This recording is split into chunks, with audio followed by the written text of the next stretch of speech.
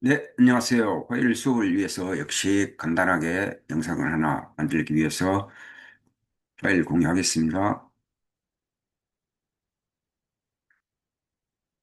역시 빠른 속도로 진행을 할 것이고 전체적인 흐름 정도를 설명할 것이니까 참고하시고 목요일 실습 시간에 조금 더 상세한 내용을 합니다.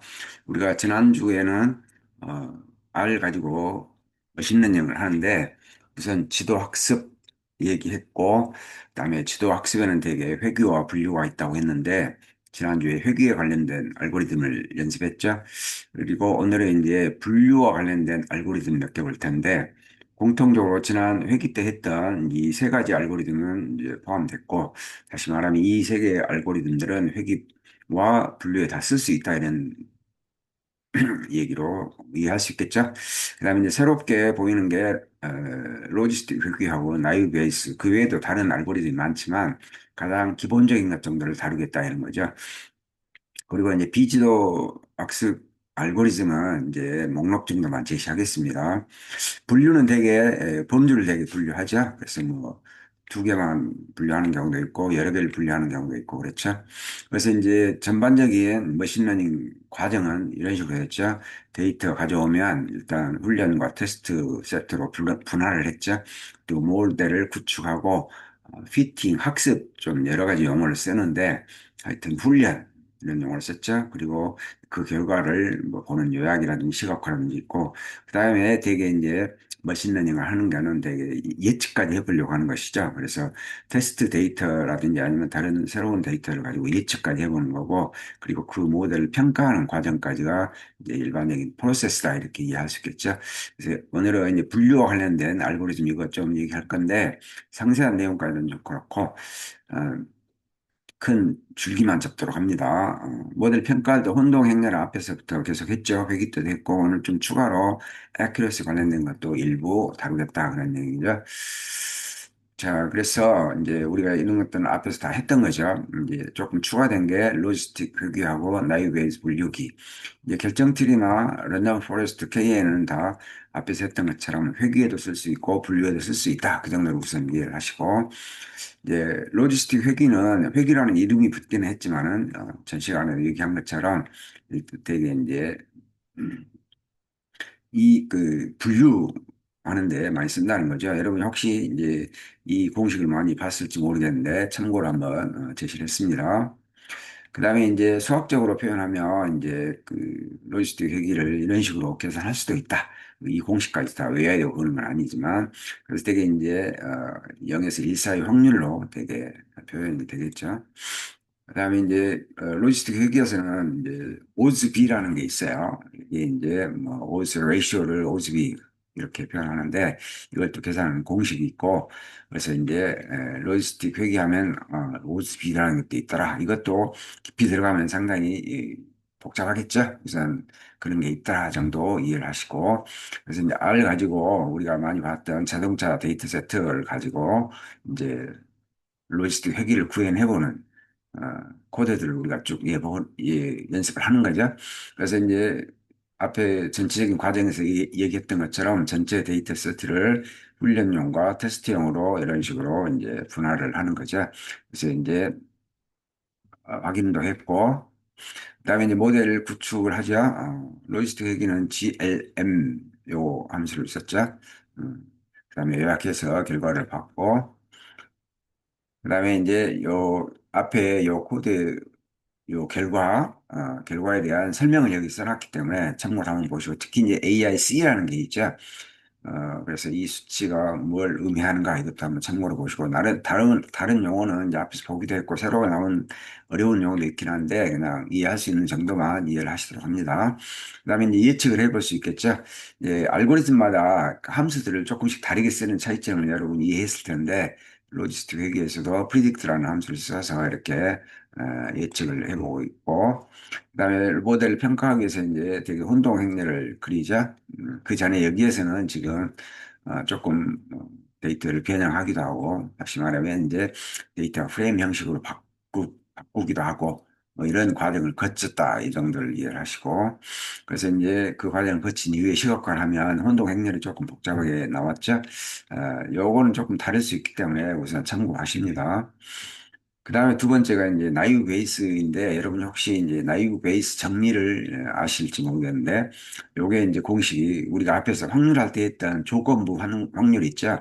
그래서 여러분 이제 큰 틀에서는 그 머신러닝에서 분류 알고리즘에 나이브 베이스가 있는데 그거는 조건부 확률과 관련이 있다. 그래서 이제 다 이렇게 연결이 된다. 이 정도로 우선 이해하시고 요건 앞에서 봤던 공식이기도 하죠. 실제로 이제 우리가 앞에 확률할 때뭐 표본 건강이 특히 이제 두 가지일 때 조건부 확률에 대해서 했던 거 다시 한번 정리를 했고 그래서 R로 할 때는 되게 이제 여기 우리가 앞에서 많이 봤던 21071 요게 실제로 요거에 이제 나이브 베이스 분류에 대해서 쓴다 이렇게 나와 있죠. 그래서 필요한 패키지를 로드하고 그다음에 데이터 세트는 이제 우리가 역시 앞에서 많이 봤던 아이리스 데이터 가지고 와가지고 역시 이제 분할을 하겠죠. 그래서 이제 조금씩 함수가 다르죠. 샘플 스플릿 뭐 이 함수를 쓰는 경우도 있고 그래서 이제 랜덤을 하기 때문에 뭐 이런 식으로 일단 트레인과 테스트로 데이터 세트를 분할했다. 그러면 우리가 앞에서 이제 피처 엔지니어링에서 했던 것처럼 이 경우에는 이제 피처 스케일링도 한번 해보는 거죠. 그래서 스케일을 함수를 써서 이런 식으로 이제 스케일링 했다 그 정도고 그다음에 모델 학습이라는 또 표현을 썼죠. 학습, 훈련, 피팅 이런 용어를 혼용해서 쓰는데 역시 나이브에이스는 이 함수 이 패키지에 들어있는 함수를 이제 또 그대로 함수 이름 자체가 나이브 베이스 이렇게 쓰죠. 우리가 앞에서 많이 봤던 다른 알고리즘도 비슷했는데 그런 식으로 이제 학습을 했고 예측도 한번 해볼 수 있겠고 여기도 프리딕트라는 함수를 써서 예측을 하고 있죠. 결과 봤고 그다음에 모델 평가를 위해서 역시 혼동 행렬 이제 계속 반복되는 연습이죠. 여기서는 주로 이제 표로 이렇게 혼동 행렬을 한번 그려본 거고 그다음에 이제 결정 트리도 그 우리가 앞에서 회계에서 했지만 분류에도 쓸 수 있다 그런 얘기했죠. 이런 설명들 앞에서 다 어느 정도 나왔기 때문에 여러분이 한번 참고로 읽어보시고 조금 다른 이제 그림을 가지고 이해하기 쉽겠죠. 그래서 밑에 설명을 써놨기 때문에 예를 들면 나이가 30세 이하냐? 그렇다면 이쪽으로 하고 아니라면 이쪽으로 하는 이런 과정 거치는 거 참고로 한번 보시기 바랍니다. 그래서 이제 R에서 할 때는 역시 앞에서 했던 것처럼 결정트리는 R 파트 요게 이제 결정트리 모델에 쓰이는 패키지였죠. 그런 패키지들을 가져오고 역시 데이터 세트 가져오는데 조금 지난주에 했던 이제 요 그 파일 CSV 파일을 읽어오는 거 했죠. 확인했고 그다음에 역시 이제 데이터를 조금 준비를 해야 되는데 예를 들면 이제 뭐 수준이 0과 1인 팩터형으로 변환을 한다든지 요 데이터 세트의 이 예를 뭐 이런 과정을 거치죠. 그다음에 여기도 이제 분할하는 과정이 있죠. 샘플.점 스플리트 요 함수를 써서 그래서 결과 보면 이제 그 무작위를 하니까 트레이닝에는 1번, 3번, 6번 행동 그다음에 2번, 4번 행 이런 행들이 이제 각각 트레이닝과 테스트 세트에 이제 배정이 됐겠죠. 그다음에 여기도 이제 피처 스케일링을 한번 했고 여기에서도 스케일 함수를 써서 이런저런 과정을 거쳤다. 그다음에 이제 여기서는 또 피팅하고 표현을 했죠. 그래서 여기 이제 결정 트리는 알파트 함수를 썼죠. 그래서 이제 이런 속에 들어가는 인자가 이제 알고리즘마다 좀 다르고 함수도 다르고 패키지도 다르다. 그런 차이점 정도를 우선 이해를 하시면 좋을 것 같고 여기도 프리딕트 함수를 써서 예측 결과까지 봤고 역시 모델을 평가하기 위해서 혼동행렬 그리는 과정, 표로 먼저 그려보고, 그다음에 이제 데이터 프레임으로 변환하고 시각화하는 거, ggplot 함수 써서 이런 이 결과까지 우리가 회계에서도 봤죠. 그리고 이제 결정트리는 이런 식으로 말 그대로 이렇게 트리가 이렇게 가지치기를 하는 거잖아요. 그래서 이렇게 가지치기 그림도 그릴 수 있다. 그 정도. 그다음에 랜덤 포레스트도 역시 회계에서 해봤는데 특징은 참고로 한번 읽어보시도록 하고 그래서 이제 분류를 할 경우에 역시 우리가 많이 봤던 아이리스 데이터 가지고 그다음에 패키지는 랜덤 포레스트 이름 그대로 썼죠. 첫자 대문자인 거, 두 번째 포레스트에서 F가 그래서 데이터 가져오고 그다음에 역시 여기도 이제 데이터를 분할하는데 여기서는 조금 다른 방식이죠. 그냥 랜덤 포레스트 그냥 샘플 함수를 쓰고 이 비율을 주고 뭐 이런 식으로 데이터를 분할하구나. 이런 이제 차이점 정도로 우선은 이해하시도록 합니다. 그리고 함수는 랜덤 포레스트 그대로 썼죠. 어, 뒤에 인자들 이제 중요도까지 볼 수 있고 이런 것도 회계에서 했기 때문에 어느 정도 이해할 것 같고 그다음에 이제 그 분류 모델을 출력을 이렇게 하면 이렇게 아주 다양한 정보들이 나오죠. 그래서 이제 그 붓고 종별로 이런 이제 혼동 행렬까지도 보여주는 모습을 확인할 수 있고 그래서 이제 랜덤 포레스트에서는 분류할 때 이제 오비 오류율 이제 out of back이라는 것을 OOB라는 걸 써가지고 이런 뭐 새로운 지표들이 있다. 이 정도만 우선 참고를 하시고 깊이 있게 이해하기는 좀 어렵습니다. 그다음에 이제 예측도 역시 프리딕트 함수 써서 이제 새로운 데이터는 테스트 데이터로 분리해 놓은 걸 이용해가지고 예측도 해보는 거죠. 결과가 나왔고 그다음에 역시 혼동 행렬을 그려서 이제 이런 식으로 결과까지 볼 수 있죠. 이거는 조금 이제 설명이 다를 수 있으니까 우선 참고만 해 두시기 바랍니다. 그리고 이제 랜덤 포레스트로 이제 그 알고리즘을 구현한 이후에는 이런 이제 시각화도 가능하다. 우선 이 정도 이거 다 이야기는 아직은 좀 어렵겠죠. 자, 그 정도를 이해를 하시고 그다음에 이제 KN으로 들어왔죠. 지금 KN은 역시 회계에서 할 수 있지만 분리도 할 수 있다 그런 얘기했고 뭐 비모수적이다 이런 얘기했죠. 여기에 이제 이웃이라는 말을 쓰죠. 이제 KN은 자체가 K계의 가장 가까운 이웃 이런 의미를 이제 담고 있는 약자라고 했죠. 그래서 이제 예를 들어서 설명하기 위해서 이제 분류기 때문에 이런 식으로 분류할 수 있겠죠.